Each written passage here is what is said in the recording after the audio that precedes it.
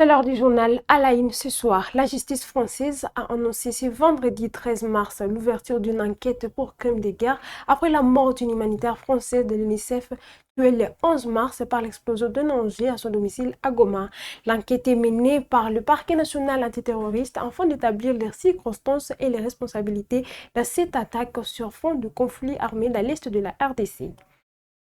La justice française a décidé de se saisir de la mort d'une humanitaire française survenue dans l'est de la République démocratique du Congo. Le parquet national antiterroriste a annoncé vendredi 13 mars l'ouverture d'une enquête pour meurtre constitutif des crimes de guerre après le décès d'une ressortissante française à Goma. Âgée de 54 ans, la victime travaillait pour l'UNICEF. Elle a été tuée le 11 mars 2026 à l'aube lorsqu'un engin explosif a frappé son domicile dans la capitale du Nord Kivu, une région marquée par des tensions armées persistantes. Ce drame s'inscrit dans le contexte du conflit armé qui oppose les forces gouvernementales congolaises au mouvement rebelle AFC M23, soutenu par le Rwanda, selon Kinshasa et plusieurs observateurs internationaux. Depuis plusieurs années, cette guerre a provoqué des milliers de morts et déplacé des millions de civils dans l'est du pays. L'enquête a été confiée à l'Office central d'élite contre les crimes contre l'humanité de la Gendarmerie nationale française. Les investigations devront établir les circonstances exactes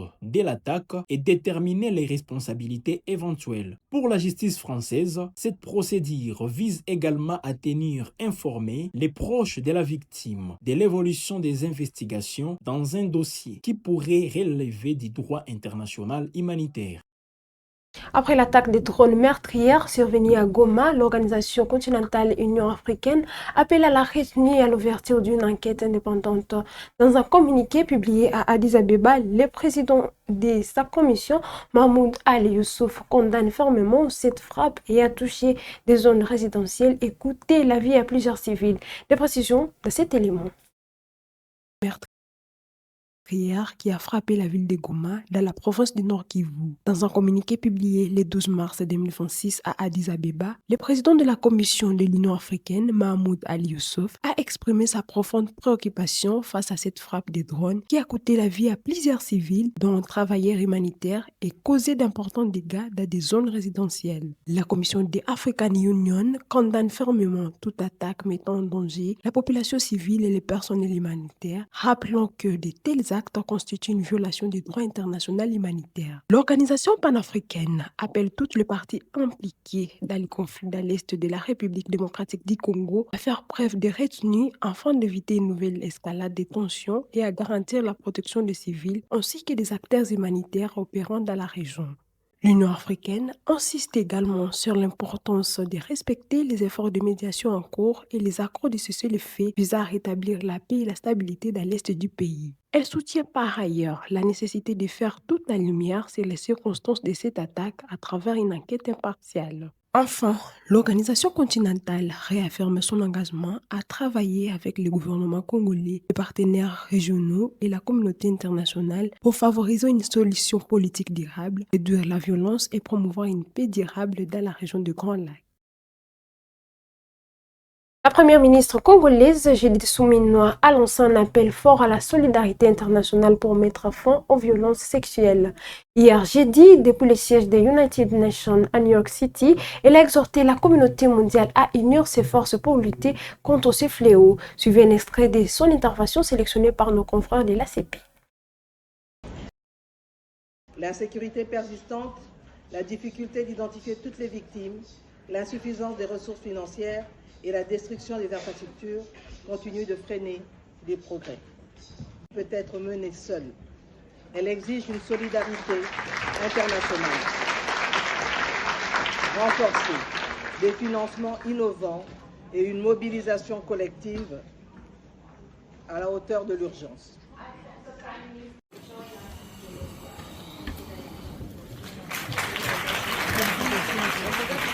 Ce type de rencontre internationale, nous sommes, moi en tant que Premier ministre, les membres du gouvernement, ainsi que la société civile présente, nous sommes les porte-voix des sans-voix de toutes ces victimes, de toutes ces femmes que beaucoup ne connaissent pas, qui subissent les affres de la guerre.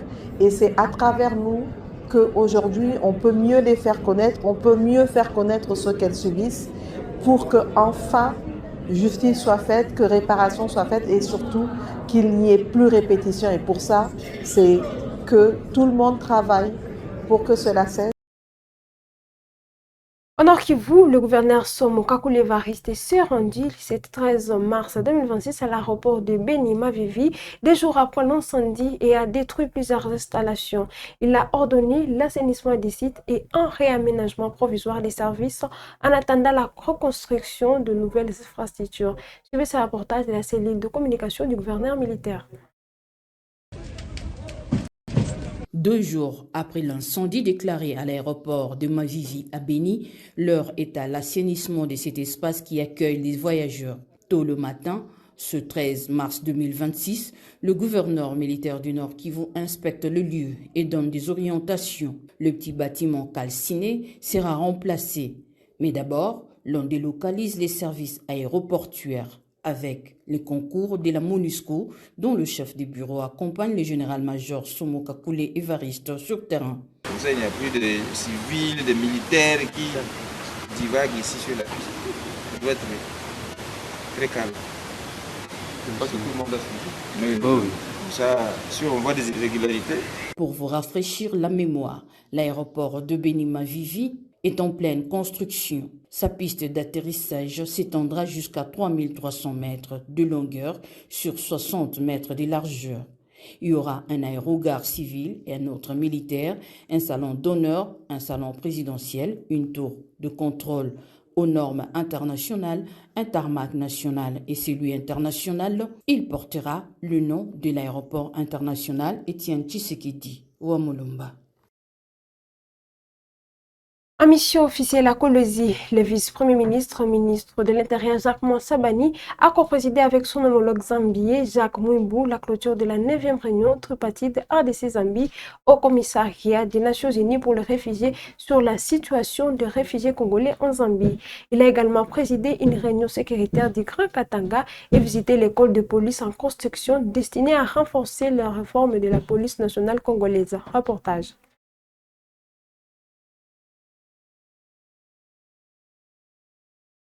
Du 11 au 12 mars 2026, le vice-premier ministre de l'Intérieur, Sécurité, Décentralisation et Affaires coutumières, Chabani Luko, a séjourné à Kolwezi, chef-lieu de la province du Lualaba, situé au sud-ouest de la République démocratique du Congo, pour une mission officielle à la fois sécuritaire et humanitaire. Dès son arrivée, il a été accueilli à l'aéroport international de Kolwezi par la gouverneure des provinces Fifi Masuka et plusieurs autorités politico-administratives devant une foule en liesse. Le jeudi 12 mars, le vice-premier ministre a présidé au gouvernorat du Lualaba la réunion du comité provincial des sécurités en présence des gouverneurs des provinces de l'espace Grand Katanga. Objectif, évaluer la situation sécuritaire de cette partie du pays durant le premier trimestre de l'année. Pour la réunion de ce matin, il a été important de pouvoir travailler sur la sécurité de l'espace Katanga pendant les 3 mois, c'est-à-dire pendant le premier trimestre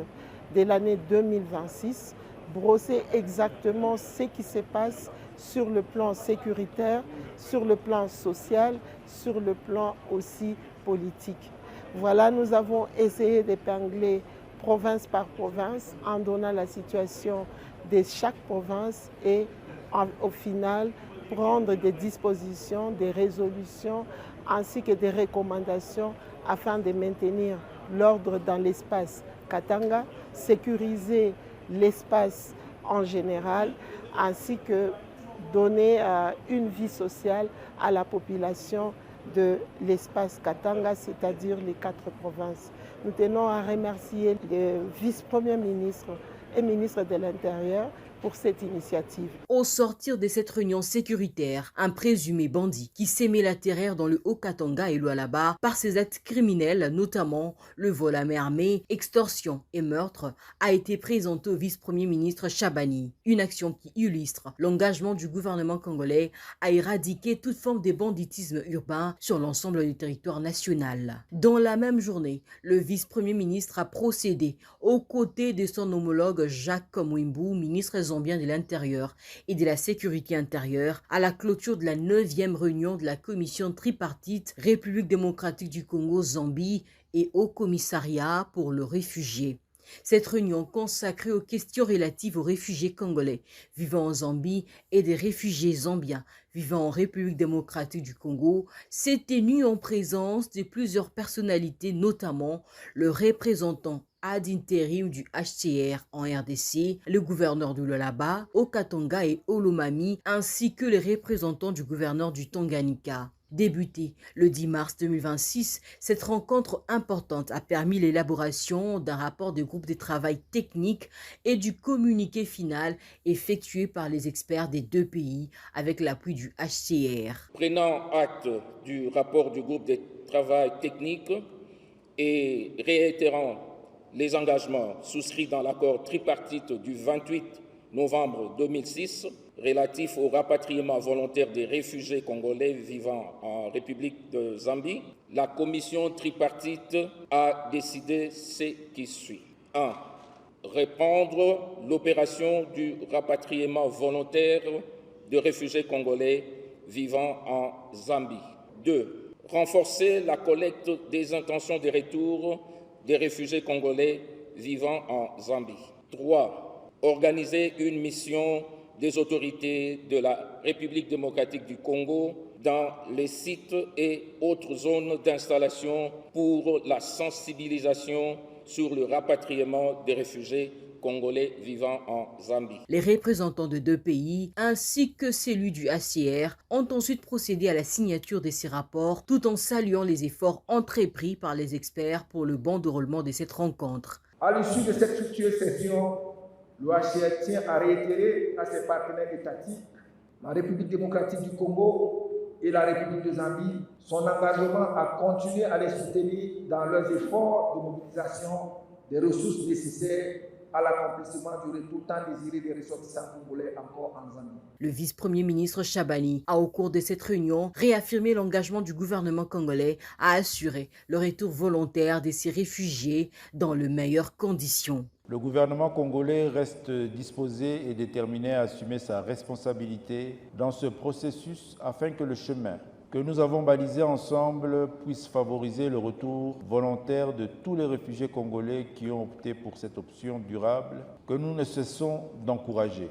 Pour ce faire, j'invite toutes les parties prenantes à ce processus à s'investir pour que les résolutions que nous venons de prendre soient totalement appliquées. S'agissant des réfugiés zambiens vivant sur notre territoire, je souhaite que leur enregistrement soit organisé dans les meilleurs délais pour nous permettre de prendre les décisions appropriées par rapport à leur situation. Le vice-premier ministre Chabani a ainsi clôturé sa mission dans cette province par sa visite effectuée à l'école des polices de Kolwezi en construction depuis l'année 2025. Avec une capacité d'accueil d'une centaine d'officiers, cette infrastructure policière facilitera la formation des forces de l'ordre dans les meilleures conditions. Le gouvernement de la République démocratique du Congo a rendu hommage à la regrettée enseignante Bonite Elombe pour son engagement au service de l'éducation. À travers le ministère de l'Éducation, une bourse d'études complète, une assistance financière, des kits scolaires et un véhicule ont été remis à son fils Ngandu Owen afin de soutenir son parcours académique et honorer la mémoire de sa mère. Reportage. C'est un ensemble de dons précieux qui contribuera efficacement à assurer la scolarité de Ngandu Owen, orphelin de Feu Bonite Elombe, dont la profession d'enseignante a laissé une marque indélébile dans le cœur de ses élèves et de la communauté éducative de Kinshasa. Kit scolaire, véhicule pimpant neuf, enveloppe colossale pour financer la quasi-totalité de ses études jusqu'en 8e année. Voici en somme le résultat de la collecte signé agents et cadres du ministère de l'Éducation nationale ainsi que ses partenaires.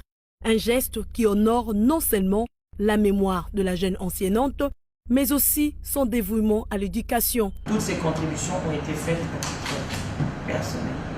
Visiblement, cette reconnaissance est également un message d'espoir et de gratitude pour la famille biologique de Bonnette Elombe. Que mon Dieu vous retourne au centime de tout ce que vous avez fait. Quand j'avais entendu, on m'a dit que ce sont des cotisations personnelles. Moi aussi, étant agent de l'État, je connais ce qui se passe dans le pays, dans les histoires, tout cela. Les mamans, les papas se sont sacrifiés. Vous ne me connaissez pas, mais c'est un acte d'amour. Les gestes que vous venez de faire, et nous avons donné notre main.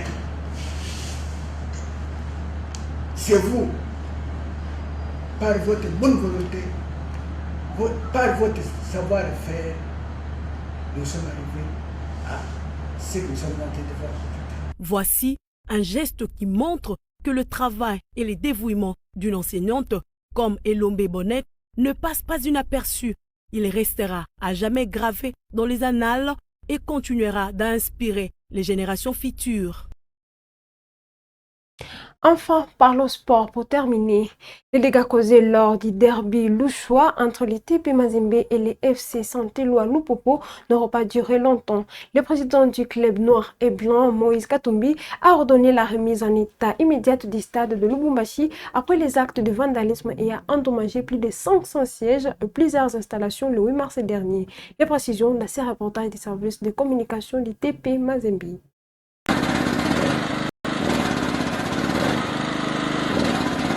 L'équipe de maintenance du Temple des Badiangwena n'a pas une minute à perdre.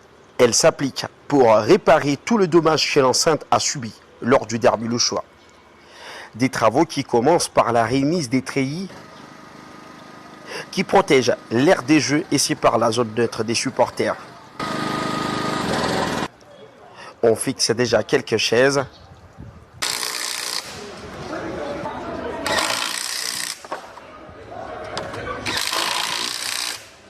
Face à l'urgence du match des quarts des finales de la Coupe de la CAF, le chairman Moïse Katumbi a donné une instruction ferme au comité de permettre à Maniema, enfin que l'équipe de Kindu joue dans les meilleures conditions.